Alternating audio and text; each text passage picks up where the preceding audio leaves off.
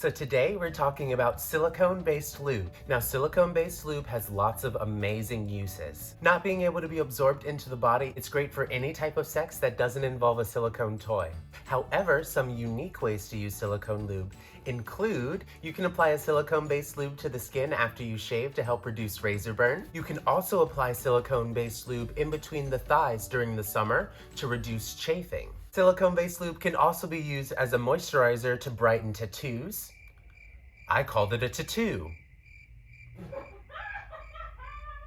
Should I leave it?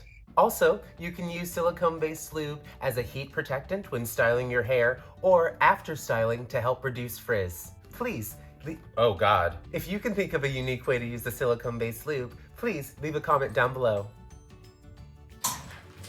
Oh, wow, hi. Thanks so much for watching until the end of the video. Be sure to like, subscribe, and hit the bell notification while you're here. And don't forget to leave a comment. We always love hearing from you. Honestly, thank you so much.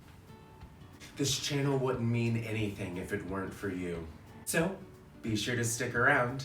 Maybe watch another video while you're here. Who knows?